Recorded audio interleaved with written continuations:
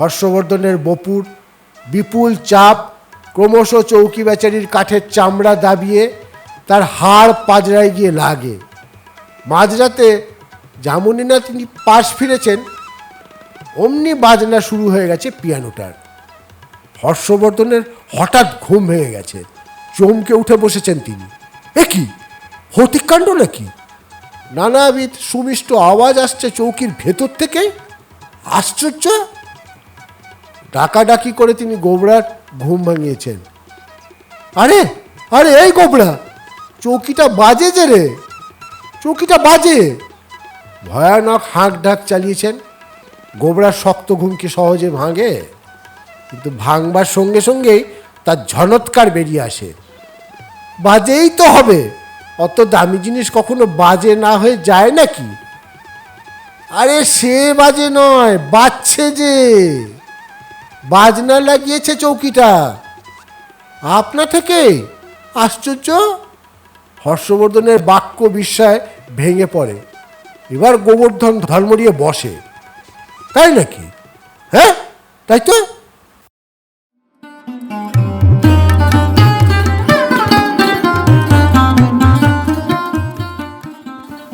গল্পের ঢেবে ঢেবে আজকের গল্প পড়ছি হর্ষবর্ধনের চৌকিদারি। লেখক শিবরাম চক্রবর্তী।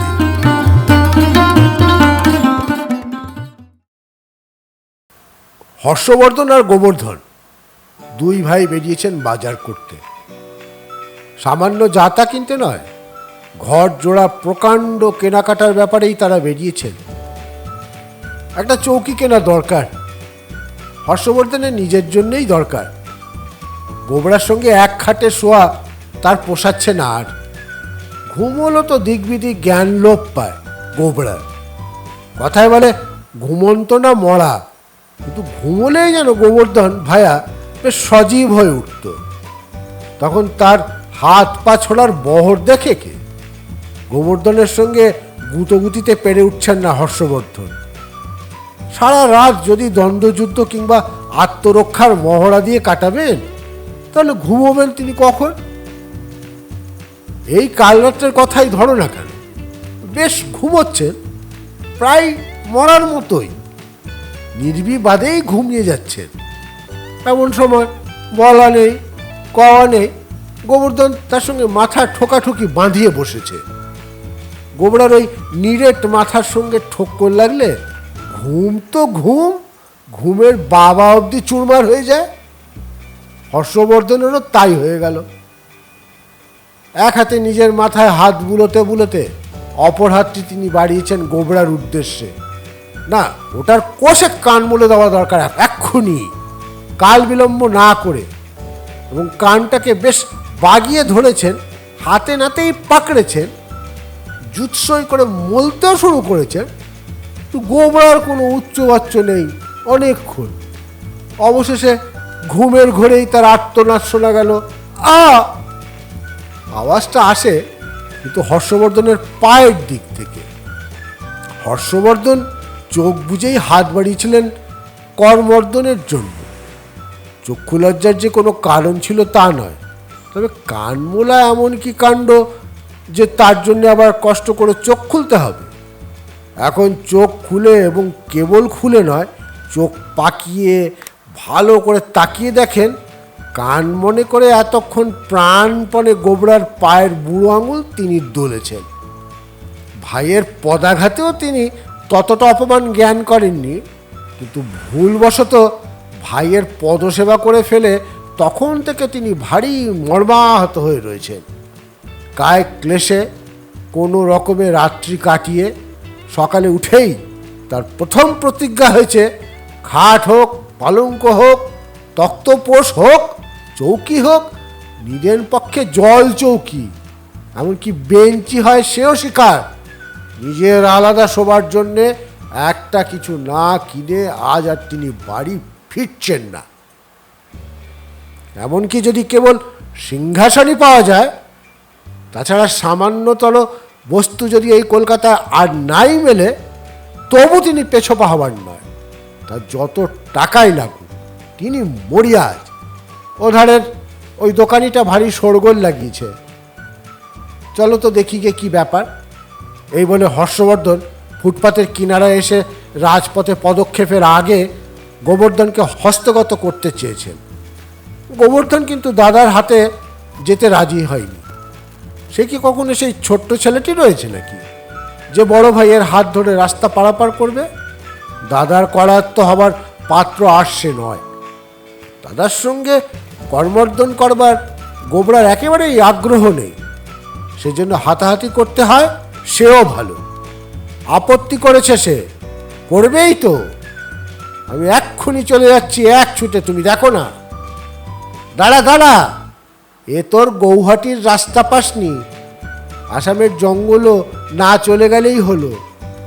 দেখছিস না চারিদিকে কিরকম মোটর, টেরাম আর দোতলা গাড়ি, একদম খোয়া যাবি যে। বিদেশে এসে বেঘরে চাপা পড়বি। হ্যাঁ, চাপা পড়লেই হলো। পৃথিবীটাই যেমন পড়েছে তেমনই সোজা আর কি। গোবরা তথাপি প্রতিবাদ চালায়। পৃথিবী চাপা পড়ল? বিস্ময় বদন ব্যাদান করেন হর্ষবর্ধন। কবে পড়ল? পৃথিবীতে আবার চাপলো কে? বা জানো না, পৃথিবী যে উত্তর দক্ষিণে চাপা, কমলা লেবুর মতো। জানো না বুঝি? অত ভূগোলের বিদ্যে ফলাস নে। হর্ষবর্ধনের ভারী রাগ হয়ে যায় এবার। পাগল বলবে লোকে। গোবরার উত্তর শুনে তার ইচ্ছে করে তক্ষুনি রীতিমতো দক্ষিণে দিয়ে দেন ওকে, আর দক্ষিণ হাতের 82 সিক্কের আন্দাজে। কোনো কথার কর্ণপাত না করে হর্ষবর্ধন ভাইকে সবলে মুঠোর মধ্যে এনেছেন।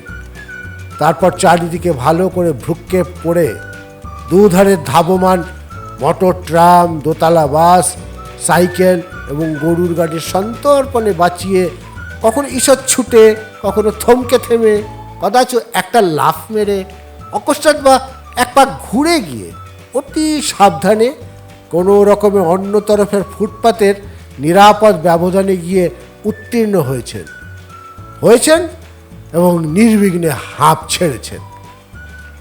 আর কিছু না। দাদার বাহু পাশ মুক্ত হয়ে গোবর্ধন ব্যক্ত করে, গান বাজনার দোকান দাদা। হ্যাঁ, তাই তো? হর্ষবর্ধন বিস্ময় প্রকাশ করেছেন। কলের গানই তো লাগিয়েছে দেখছি। অবাক কাণ্ড!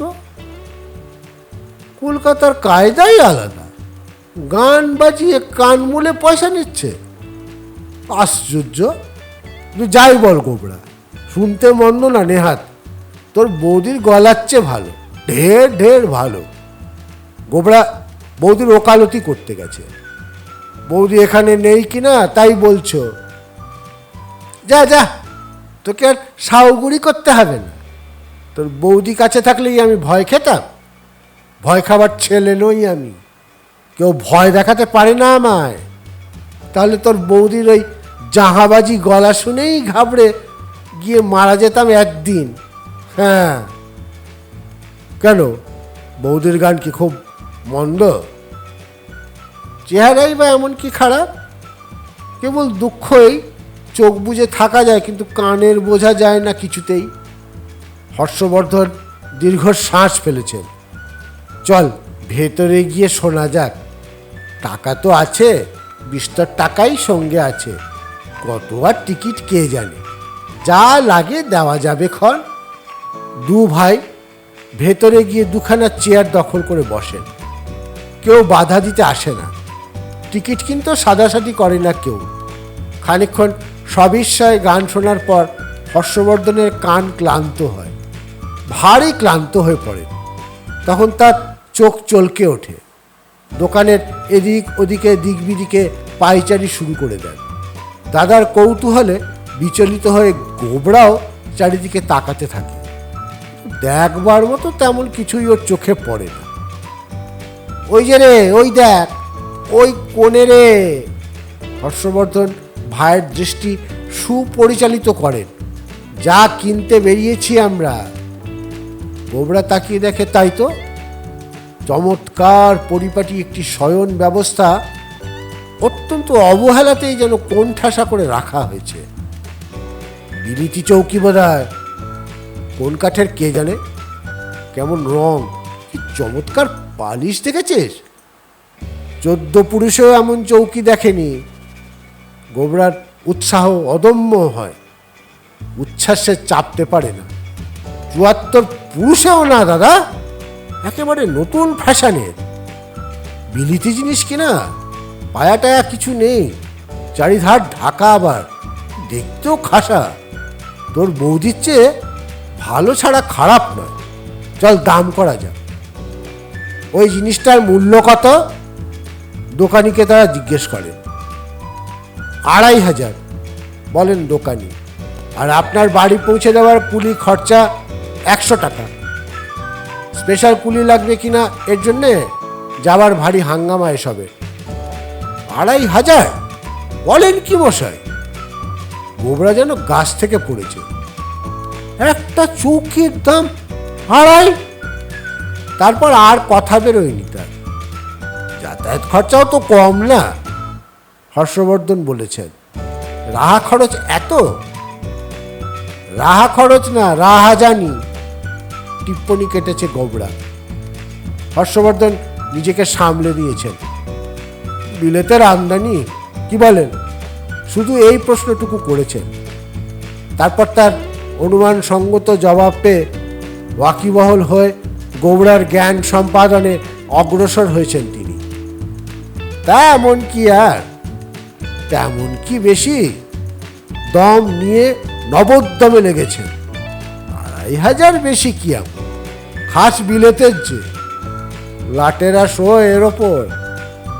লাটেরা, সম্রাটেরা, সাহেবরা সব শোয়, দামই হবে না? একটু আঁকড়াই হবে বই কি। ওই ধারের ওই ছোট পিয়ানোটা যদি পছন্দ হয়, দোকানি 15 জানিয়েছেন, ওটা 1300 টাকায় ছাড়তে পারি, মায়ের মুটে খরচা সব। না, জল চৌকিতে আমার কুলোবে না মশাই। আরে বহরের শরীরটা তো দেখছেন, দৈর্ঘ্যে প্রস্থে কি কম কিছু? প্রশস্তভাবে দুঃখ প্রকাশ করেছেন হর্ষবর্ধন। নিজের সম্বন্ধের নির্লিপ্ত দুঃখ। এই বড়টাই আমার চাই। এই নিন 2600। আজই পাঠিয়ে দেবেন, কিন্তু রাত্রের আগেই যেন গিয়ে পড়ে, বুঝেছেন? 26খানা নোট গুনে নিয়ে বাড়ির ঠিকানা জানিয়ে দীর্ঘশ্বাস ফেলেছেন তিনি। সহাস্য বদনেই ফেলেছেন। সেদিন রজনীতে হর্ষবর্ধনের আনন্দটা দেখে কে? তার নিজের বিছানা পড়েছে সেই প্রকাণ্ড পিয়ানোটায়। সমস্ত ঘরখানা জুড়েই জিনিসটার আড্ডা জমেছে বলতে গেলে। হর্ষবর্ধন আরামে গড়াগড়ি দেন তার উপর। বাহ, কি চমৎকার, কি তোফা, কি তাজ্জব! আমার মতোই লম্বা চওড়া, বাহ! আবার কিসব কারুকার্য অঙ্গ প্রত্যঙ্গে, খাস বিলেতের আজব জিনিস। চৌকির প্রশস্ততার সপক্ষে তার প্রশস্তি ফুরোতে চায় না। ভারী সুখ হবে আজ ঘুমিয়ে, সত্যি। গোবরা অদূরে সাবেক খাটে ম্রিয়মান হয়ে শুয়ে থাকে। দাদার বিরহের আসন্ন সম্ভাবনা অর্ধরাত্রে ঘুমের ঘরে গুঁতোবার জন্য আর কাকে পাবে? কিংবা দাদার আনন্দের কলোচ্ছ্বাস কি তাকে বেশি কাতর করে, তা বলা যায় না। হর্ষবর্ধনের পুলক ধরে না। লাটেরা শোয়, সম্রাটেরা শোয়, বড় বড় সাহেব শুয়ে থাকে যাতে, সেই দেব দুর্লভ চৌকি কিনা তারই পদদলে আজ, তারই দেহভার বহন করেছে সম্প্রতি। সমস্তটাই আগাগোড়া স্বপ্ন বলে তার সন্দেহ হতে থাকে। বকুনি ক্রমাগতই বেড়ে চলে। কাল সেই 500 টাকার শালখানা কেচে এসে পড়লেই ব্যাস। যেমন দামি আসবাব, তেমনই তার দামি ঢাকনা চাই বই কি। শাল দোলাতেই তো মুড়তে হবে ওকে। তারপর আমার পায় কে আর? তখন আমি বা কে আর ছোট লাটি বা কে? যতই শোনে গোবরা ততই আরো মুমূর্ষু হয়ে যায়। ওই যৎসামান্য সেকেরে পদার্থটায় শুয়ে নিজেকে নিতান্ত অপদার্থ বলে ধারণা হতে থাকে তার। মুচড়ে গিয়ে ভারী সংক্ষিপ্ত হয়ে পড়ে সে। গোবরা, সেই পদ্যটা কিরে? সেই যে তুমি মোড়ে, আহা, সেই যে পাশের বাড়ির ছোড়াটা পড়ছিল সেদিন চেঁচিয়ে চেঁচিয়ে। রবিবাবুর না কাজ ছড়া নয়? হ্যাঁ হ্যাঁ রে, রবিবাবু। তা এমন খাটে গড়াগড়ি দিয়ে তোদের ওই রবিবাবুর মেলি পদ্যটা কেন আমাদের মাইকেলের এমন দাঁত ভাঙা গদ্য গড়গড় করে পড়া যায়, আরামের পড়া যায়। এমনই খাটে শুয়েই তো পড়তে হয়। এখনই তো পড়বার সময়। বল না, কি পদ্যটা? গোবরাকে তিনি পুনঃ পুনঃ তাগাদা লাগান। ওই স্মরণে আসছে না তো। সাধু ভাষাতেই সে বলে। মনে করে পদ্য করতে গোবরার ছাই গরজ পড়েছে। ও তো আর কিছু স্বর্গে যায়নি। না, কিছু মনে পড়ে না। তোর মাথাটা বেজায় ফাঁকা, যা ঢোকে সঙ্গে সঙ্গে বেরিয়ে যায় সব। আরে উজবুক তুই। আহা, সেই যে রে, সেই তুমি মোড়ে, হ্যাঁ হ্যাঁ হয়েছে, তুমি মোড়ে করেছ সম্রাট। এর বেশি আর এক লাইনও তার মনে পড়ে না। অগত্যা বারবার, প্রায় 22 বার সেই একই লাইন তিনি আবৃত্তি করে যান। অবশেষে আবৃত্তির উপসংহারে আনন্দের আতিশয্যে পিয়ানোটাকে তিনি প্রণাম করে ফেলেন। দণ্ডবত হয়েই ছিলেন, কেবল উদ্দেশ্যে মাথাটা ঠেকান কিংবা ঠোকেন বালিশে, তার নিজের সাম্রাজ্যে। তার জন্যে খুব বেশি বেগ পেতে হবে না তাকে। তারপর আবার সেই এক লাইনের পুনরাবৃত্তি শুরু হয় তার। গোবরার অসহ্য হয়ে ওঠে। পারছে না কেন ছড়াটা? অনুসন্ধিৎসা সে ব্যক্ত করে ফেলে। কেবল তো তখন থেকে একটা কথাই আওড়াচ্ছ, আর গত নেই নাকি? বাড়ছে না কেন? সেই তো তার দাদারও বক্তব্য এবং জিজ্ঞাসা। মনে পড়লে তো বাড়বে। তার বেশ স্মরণে আছে, সেই ছেলেটা আরও বেশি বাড়িয়েছিল, অনেকক্ষণ ধরে অনেকখানি বাড়িয়েছিল। তা একেবারে তার হৃদয়ঙ্গম হয়ে আছে, অন্তরের মধ্যে অন্তর্গত হয়ে। সে সব পংক্তিরও একমাত্র মুখের চৌখাটের এধারে আনতে পারছে না হর্ষবর্ধন। অন্দর থেকেই বৈঠকখানায় আসতেই চাইছে না তারা। ভারী মুশকিল ব্যাপার। বহুত ভেবে চিনতে রবিবাবুর সাহায্য না নিয়ে, এমনকি কবির তোয়াক্কা না রেখেই একান্ত নিজের অধ্যাবসায় তিনি আরও একটু বাড়ান।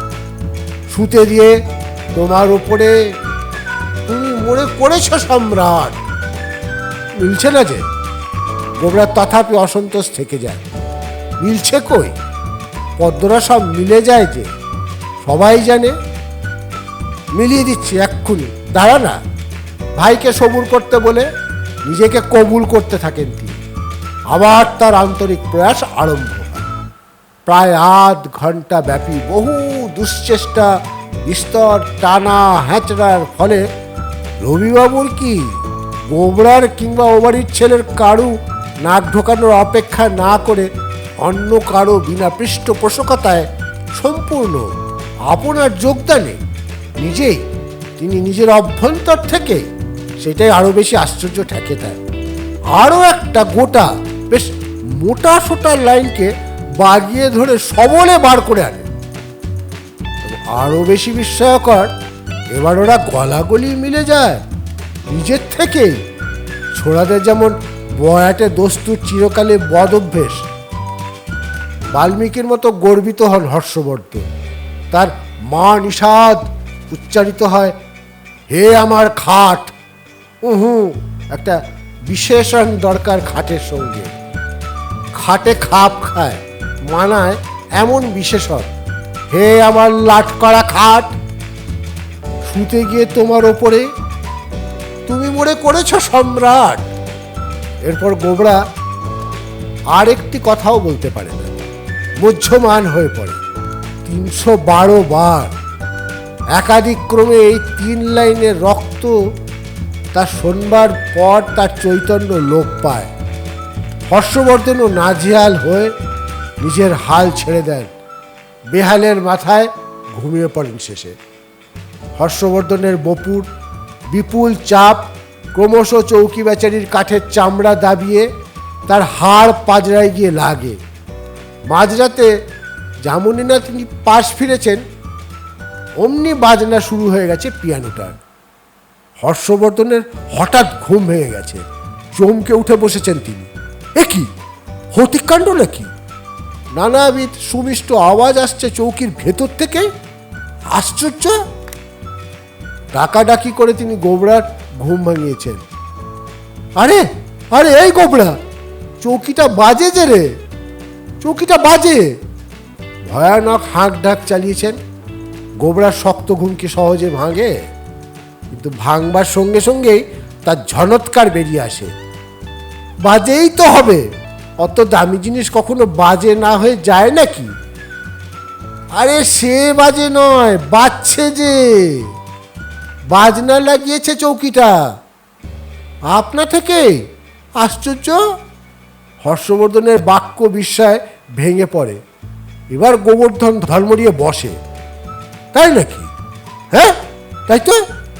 দাদার লম্ফজম্ফ এবং চৌকিদার জগজম্ফ সমান তালে চলেছে। হর্ষবর্ধনের উৎসাহের বশে বিছানার ইতস্তত হাত পা ছুটতে থাকে, আর এক এক রকমের চমৎকার আওয়াজ বেরিয়ে আসে। বক্তব্য আর ফুরোয় না। দেখেছিস, এর আগা পাঁচতলায় রাগ রাখিনি। এ কি ব্যাপার? হর্ষবর্ধন হাঁ করে থাকেন। ভারী উপদ্রব বাঁধালে তো।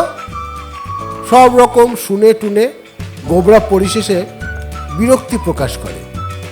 ঘুমে দফা রফা, এই আর ঘুমোতে দেবে না কোনোদিন। তার বদন মণ্ডলে বিকারের চিহ্ন দেখা যায়। যতদিন বেঁচে থাকবে জ্বালিয়ে মারবে। বাবা, কে জানতো বিলেতের লোকেরা চৌকিতে বসে গান শোনে? এমন জানলে কিনতো কে? তা তোর বৌদি পেলে খুশি হবে খুব, স্বর্গই পাবে হাতে। এ তো চৌকি না, রোশন চৌকি। সমস্ত খতিয়ে সব কিছু বিবেচনা করে আচিরেই তিনি আনন্দিত হয়ে ওঠেন। না, এতে আর শোয়া নয়, শাল মুড়ে রেখে দিতে হবে কালকে। পরে একদিন সুবিধে মতন বাতি পাঠিয়ে দেবো রেলগাড়ি চাপিয়ে তোর বৌদির জন্য। সে গান বাজনা ভারী ভালোবাসে, তার সঙ্গে ঠিক খাপ খাবে, ভাব জমবে, পোষাবে। শোয়াকে শোয়া, গানকে গান, দুটোই বেশ হরদম চলবে। হ্যাঁ, তারপর সসম্ভ্রমে রোশন চৌকি ছেড়ে দিয়ে গোবরার খট্টাঙ্গে নিজেকে চালান করে দেন তিনি। দাদাকে পূর্ণমূষিক হতে দেখে গোবরা পুনরায় খুশি হয়। এমনকি এজন্যে সে অনেকখানি কষ্ট করে ফেলে, দাদাকে আশ্বাস দিয়ে তক্ষুনি উঠে এ ঘরে ও ঘরে দৌড়ে গিয়ে সমস্ত বিছানার যাবতীয় বালিশটার জোগাড় করে আনে। তার সঙ্গে নিজের বালিশটারও ত্যাগ স্বীকার করে। সবগুলো জোট পাকিয়ে দলবদ্ধ করে তার আর দাদার মাঝখানে প্রকাণ্ড এক পাহাড় বানায় সে। এই তো বেশ বারান্দা করে দিলাম, আর ভয় নেই দাদা। প্রাচীর ভেদ করে হাত পা চলবে না তো, ধাক্কা খেয়ে ফিরে আসবে তক্ষুনি। গোবর্ধন অগ্রজকে উৎসাহ দিতে চায়। এবার তুমি অকাতরে ঘুমোতে পারো দাদা, আর ভাব নাকি। হর্ষবর্ধন পর্বতের আড়ালে গিয়ে আশ্রয় নেন। সবাই নেন, কেননা সেখানে নিদ্রার খুব বেশি ভরসা তার ছিল না। খুশি চালিয়ে পাহাড়ের ধস নামাতে গোবরার কতক্ষণ। গান শুনতে শুনতে ঘুম দেওয়া শক্ত খুব সত্যি, কিন্তু প্রাণ হাতে করে ঘুমোনো কি খুব সহজ ব্যাপার? হর্ষবর্ধন হর্ষিত হতে পারেন না।